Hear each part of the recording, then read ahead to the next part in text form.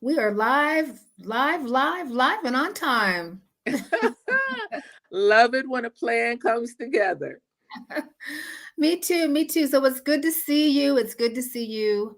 Um, just wanted to spend some time today introducing ourselves to those who may not know us, especially those in our Facebook group who Hmm. have not had a chance to meet us yet.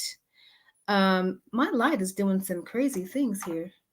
Um, and also just wanted to do an introduction and see if anyone had any questions. And I also just wanted to check in with you to see how you're doing as we are moving forward.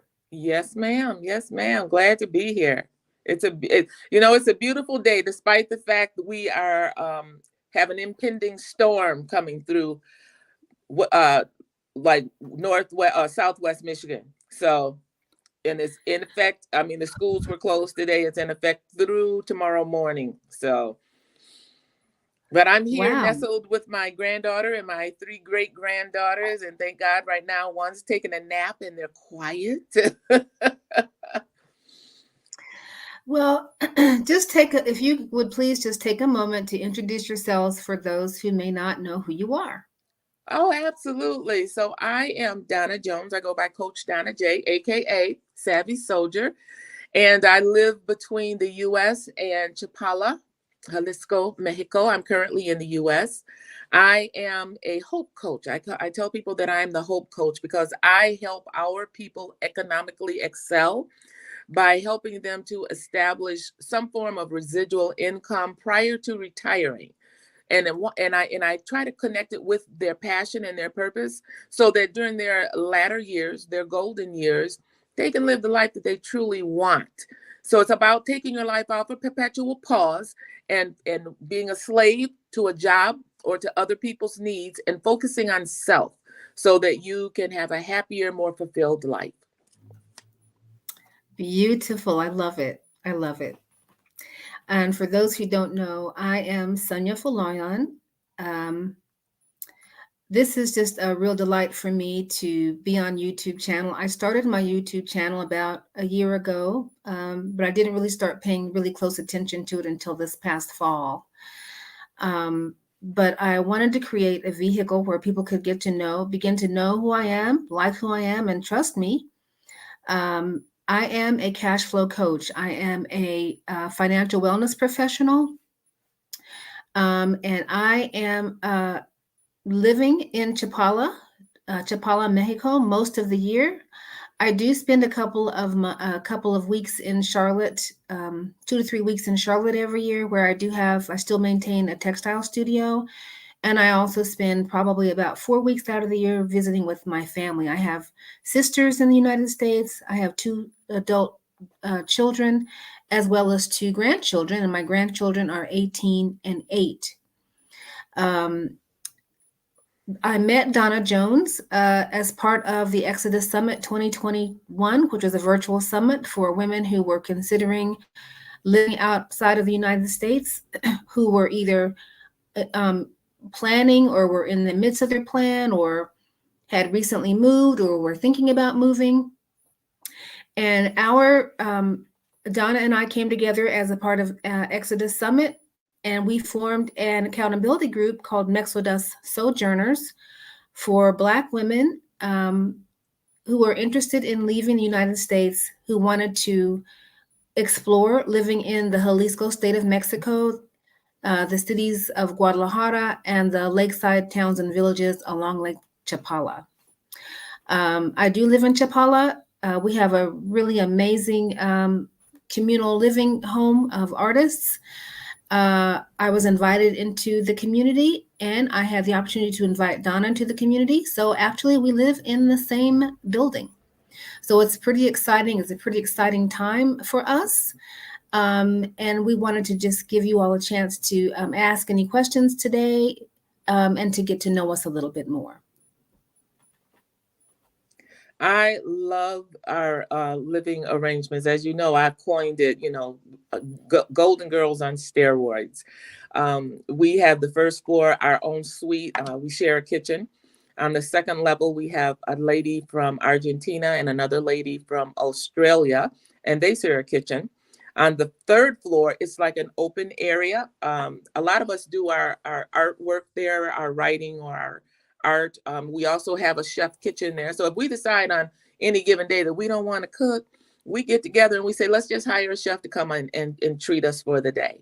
And then, of course, we have the fourth level, which is a mirador, which is like an open terrace where we see both the mountains and the largest lake that's in Mexico. So it's a beautiful thing. We're only a half a block away from the Malecon.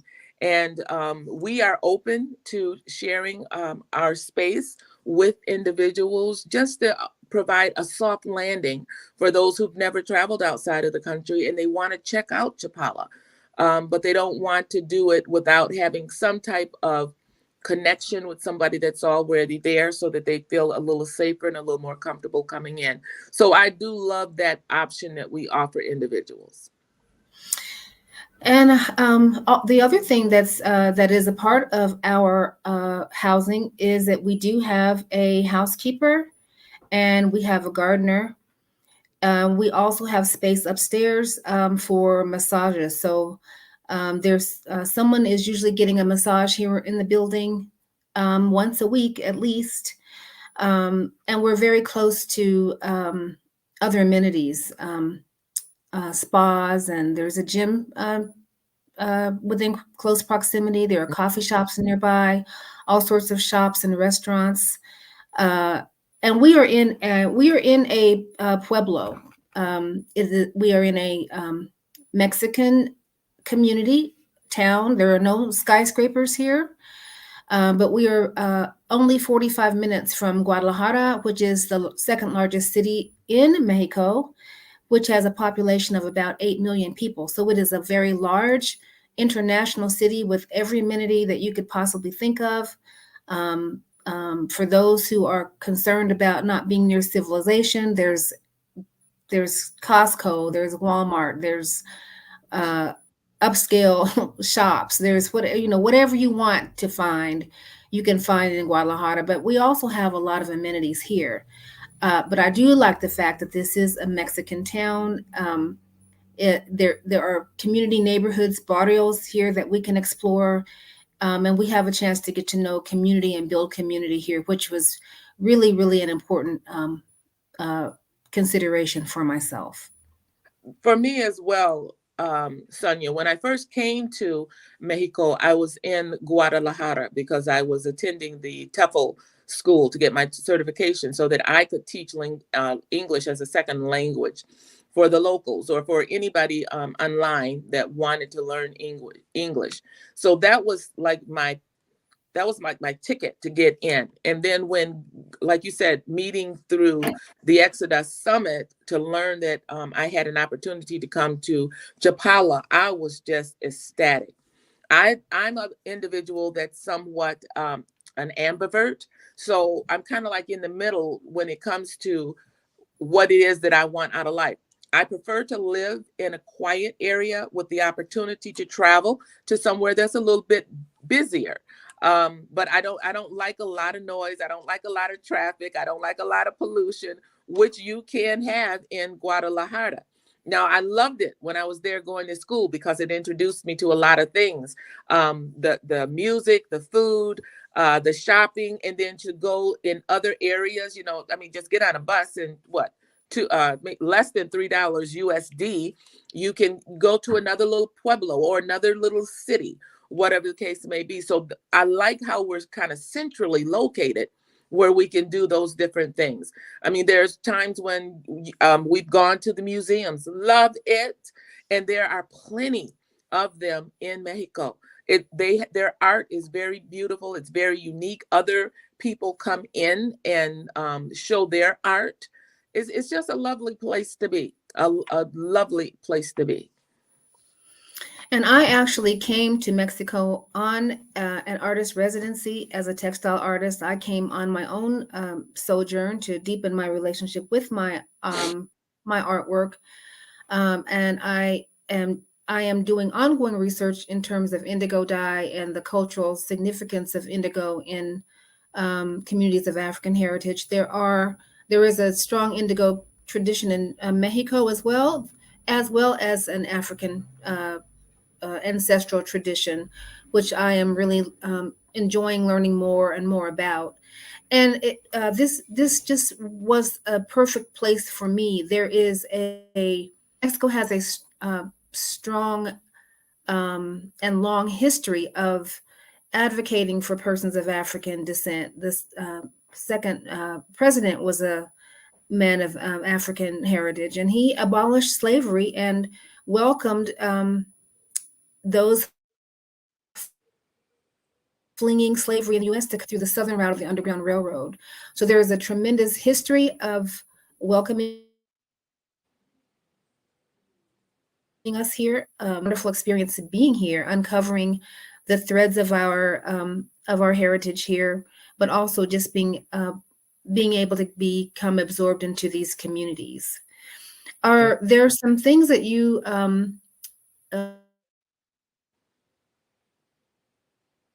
in terms of insight, are there about I would either the importance of taking a sojourn, or what are some things that you would want people to be thinking about as they're considering a move, Donna?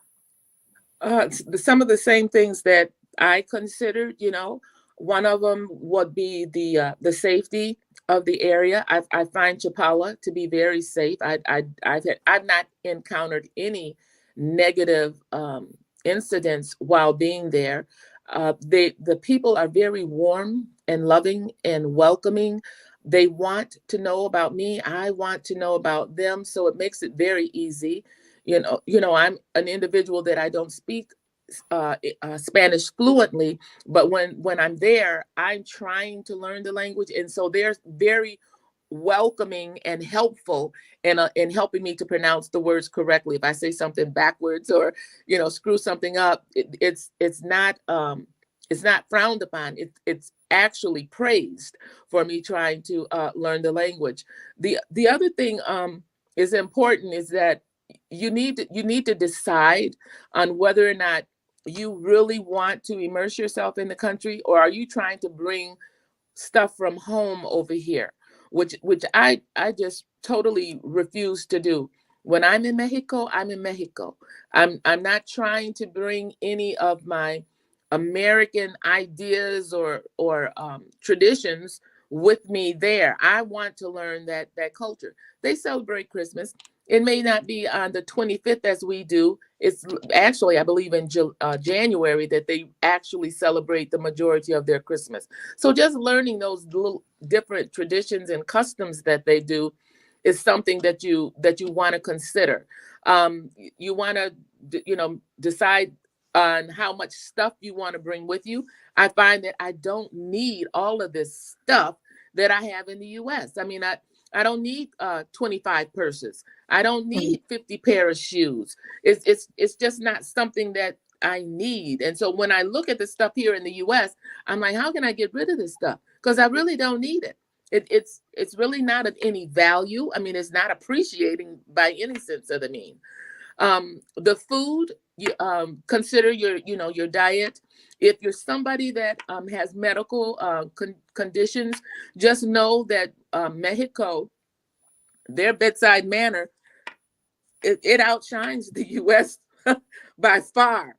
They're very attentive to you as a client or as a patient.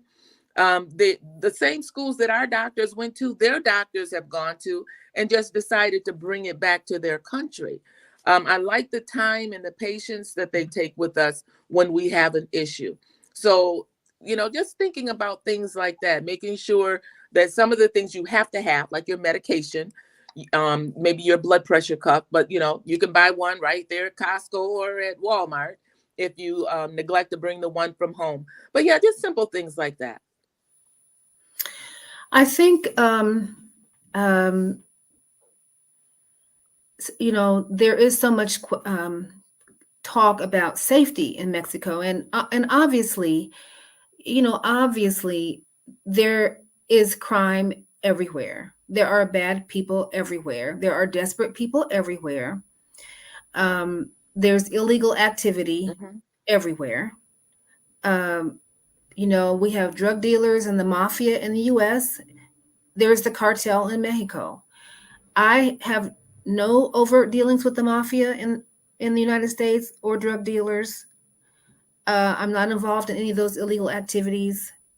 Neither am I involved in any such thing here in Mexico. And as a result of that, I have no business with the cartel. The cartel doesn't bother me. In fact, the cartel there is a cartel presence from time to time, but actually, they're pretty protective of Americans here because we're Hmm. bringing we're stimulating the economy. Um, so they really are not trying to have a lot of foolishness in terms of Americans getting hurt or anyone getting hurt for that matter. Cartel business is pretty much cartel business. Right. Um, and they take care of their own. Hmm. They take care of their own, the good and the bad, but they take care of their own. So I'm just I would just caution people to be mindful of propaganda, media propaganda, Hmm. and who's gaining from that. But the Mexican people are very loving and generous, very family oriented, very helpful and welcoming. I have honestly felt celebrated here. Yes, yes, I would agree. You know, so those are just things I think to think about. And I also like what you said about the attitude. I am fully myself here. I'm not trying to be anyone other than who I am. And I am appreciated for who I am. Hmm. And part of that is my desire to understand and meet my neighbors, to ask questions, engage in conversations. They have questions about me. A lot of people assume I'm from Brazil. And I have to say, no, I'm from Los Estados Unidos. I'm not from Brazil. Yes, you're from Brazil. No, I'm really not. I'm really not from Brazil. So it's that, and that's part of because Brazil is a Latin American country. It's the largest concentration of African people outside of Africa. So I'm sure that's filtered in. Um, and I also know that as more and more of us travel and consider living outside of the United States, some of those perceptions will change. Yes, Um, and there is definitely a migration that's going on right now. It's a quiet migration, but more and more people are reevaluating. I think really COVID really gave people pause to yes, reconsider some things. yes. Um, and then with inflation being the way it is, cost of housing, prices are going up everywhere. They're going up here, globally. Prices are going up everywhere. So I think for me, I'm sitting on that fence between being very grateful and knowing that I have some privileged status by being here, and also being able to live a much more stress-free, um, aesthetically pleasing life here than I Hmm. was able to live in the United States. And juxtaposing that with the fact that as more and more foreigners come to Mexico, the prices around the communities are being driven up. Yeah. Um, so one of the ways that I have decided to handle that is to, employ locals in my art practice to support as many businesses as I can, to make sure that as I establish businesses here for Americans, that I'm not price gouging, because I'm seeing that happen so much in our other communities, a lot of Hmm. price gouging. Um, uh, I do want to make a profit in what I do, but I don't want to exploit or use anyone at the same Exactly. time. So it's just, living in that balance and being aware. And as you said, Donna, not bringing all those American isms with Hmm. me. I have to really rethink when I walk into a store. You know, sometimes I'm expecting to be followed around and having somebody ask what I have in my purse, or um, really having to examine all those things that I have experienced and those things that were Mm-hmm. traumatizing, Mm-hmm. and beginning to unpack a lot of that. I Right. don't get, I don't get nervous when I see policemen here, Right. even with their automatic weapons. More than likely, they are, if they're coming to me, they're asking if I need something. Mm-hmm. Other than that, they really aren't paying me any attention. That's right. I love that. Yes, me as well. Me as well. Another thing I don't worry about as much are the dogs that are walking around in the city. Here in the U.S., when I see a dog, I wonder who the master was and what did they teach them. But in Mexico, it's like they're part of the community. The restaurants treat them well. The people on the street treat them well. I have never been attacked by one of them. I mean, they just mind their business. So that's another thing that I'm not fearful of as I walk through the cities of Chapala or the streets of Chapala. Well, I had heard a rumor that the dogs were vaccinated for rabies, and Mm, I was walking through the community the other day. It is indeed true. They have a door-to-door policy for feral animals as well as animals in your home. They have to be vaccinated for rabies. Um, so all the dogs are rabies, vaccinated for rabies, which mm, also explains why the locals don't get, you know, too bent out of shape if someone is bitten or whatever. This is not a litigious society, so people aren't suing each other. If you get bitten by a dog, I guess they just kind of work it out among themselves. But for the most part, rabies is not an issue. good. That's good to know. Good to know. Hmm. You do see, I do see, this is it's a stereotype in a way, but I do see chihuahuas on rooftops barking. Chihuahuas are they have a lot of self-esteem. I'll put it that Right. way. But I will see chihuahuas sometimes on rooftops barking, marking territory. It's usually the little tiny dogs that are the yappers and the yippers. Yeah. Yeah. But the big dogs just kind of mosey along, and they know when to take their naps, and they know who to go to for breakfast. Right. They know who to go to for dinner. And other than that, they're just laid back. So So do you think Chapala's having Napoleon syndrome? what, chihuahuas? Yeah. Absolutely. Absolutely. Chihuahuas don't play. Yeah, that is amazing. Well, I know that I am. What is your? Let's see. The next 6 months. What's going on with you over the next 6 months? Well, over the next 6 months, I'm really working to get my studio up and running. I pretty much have it set up, but I realize that there are things I didn't bring, and there are some things I can't find here. Like one of the things I need for one of my indigo vats is a certain type of iron. Okay. I've gone to all the hardware stores around here. I couldn't find it. Couldn't find it at the one store I went to in Guadalajara, so I had to bring some of that back with me. Also, I need to upgrade into some different kinds of pots to uh, mix my dyes in, because there's a lot of aluminum pots that are accessible, but that creates a chemical reaction that does affect my Uh-huh. dyes. Ah. So would you need Um, stainless steel pots? I Okay. need stainless steel pots or something with an enamel inside. Okay. Okay.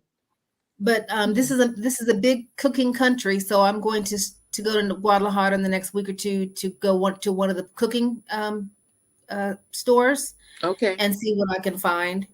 So that's been an issue. Um,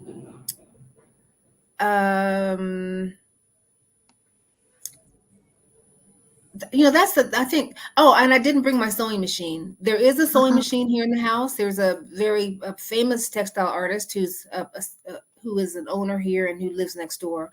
So she did bring a machine to use, but I just kind of I just want my own because I I just bought understand. it Yep. before I I moved. understand. Mm-hmm. Um, so when I come back, I will make sure that I have my sewing machine. But I have in the meantime met with a collective of women who are expert sewers, so I'll be working some with them to get Okay. some more Okay. products out. And I So know that when I was in I think it was when I was in Guadalajara. I'm sure it was when I was in Guadalajara. I saw, as I, walked to and from school, shops that had sewing machines in there. And mhm. it looked like one individual was even a repair shop for sewing machines. Uh-huh. So they are there. They are. This is the other reason why this is just such a mecca for me is this Mexico is a textile haven. Oh my God, the weaving, the tapestries. Oh, it's just a cornucopia for the senses all the time. So Okay. Okay. it's awesome. I do plan to the next 6 months I will make at least one trip to the USA. I've got a conference I would like to attend. My high school reunion is at the end of September for Okay. 50 Okay. years. I know you and I are talking about some opportunities coming up, speaking engagements. Yes. Yes. Um, so the year is off to a great start, and I'm really excited about the endeavors that we are embarking on together as well. I'm very, very, very excited about that. Yes. I Um, am as you know, well. continuing to work on our soft landing. I know that we have programs that we'll be announcing soon. Mm-hmm. So it's good stuff. It's good It stuff. is. 2023 is going to be a year of financial victory. And I'm Absolutely. excited about it. I'm so excited about it. So I'm finishing up some uh, oral surgery and procedures that I have to get done here in the US. And so my next surgery is scheduled for April the 14th. And depending on whether or not I have to have more bone graft, will determine how much longer I have as far as the healing process. But everything is going beautifully, and it hasn't stopped me from doing the other things that I'm doing with my wellness, as a wellness advocate. Then also now getting in the arena of focusing on helping people to be economically sound and empowered so that they can get their credit right. We can offer some discounted travel. I'm really excited about that endeavor together. And then again, I'm looking forward to doing a small, like, prelude of wellness retreats there in Chapala prior to doing like the big thing that we're going to be working together to Right. do. So I mean, we're busy, but as the word says, as I grow old, in my old age, I'm going to be full of vitality, productive, and prosperous. Come on now, Yes. somebody say amen. Absolutely. Future is looking bright. I did start a residency for BIPOC artists. We selected there. I'm really excited how that business is going to grow over time. It's a wonderful opportunity for an artist to rest, restore, renew, and reclaim the art practice that is meaningful to them. Um, there's so many opportunities, and I also wanted to say too, because we're really working with Black women, especially, but of course, we work with other people too. I mean, come on, we do. Exactly. Exactly. You know, Can't get around um, it. yeah. That includes them, of course, but we do have to have a target market that we're speaking to. But we certainly are able, and we do provide services to others as well. But what I was going to say is we're at that age of retirement age, and I'm just really excited about being able to help those who are not financially where they want to be to still Hmm. understand the importance of planning for the years that are going to come. Yes, I am absolutely. very, very late investor. My life circumstances did not allow me to do anything of that until my children were grown and Hmm. out of the Hmm. house. Hmm. I'm not alone, No. but as one of my financial mentors says, "Tell me at what point, how long do you plan to live?" I said, "Well, I don't know, maybe, maybe 105." I had an aunt that lived to be 107, so I'm thinking 105 would be, that's a nice number. He says, "How at what time in that whole time will you not need money?" Come on now. Come on. So no matter where we start, we just need to start, and Just I'm really need to excited to be start. able to help women and families to do exactly that, and to help those who are not sure what to do, to really help them to start putting their digital business together, Yes. getting some things going on so that by the time they move and make that move to Mexico or wherever they're going to be, they've got some things in place for them to provide the residual income that they need. Yes. It's Yes. it's you know it's an exciting time. So, and It is. we're here to help. So Exactly. I have listed on our banner our our YouTube channels, our respective YouTube channels. Mine is Mine and Manna, and Donna's is Savvy Soldier. Please do like, subscribe, hit the notification bell, comment, and let us know how you're feeling. We're here to help. We're here to help, and we're really excited about being in a position to do so. What else would you like to add, Donna? They can also contact us on our Instagrams and our TikTok as well. I am on both of those That's right. platforms. Again, That's right. that I'm is at new. I'm Savvy a Soldier newbie. in I'm a both. newbie.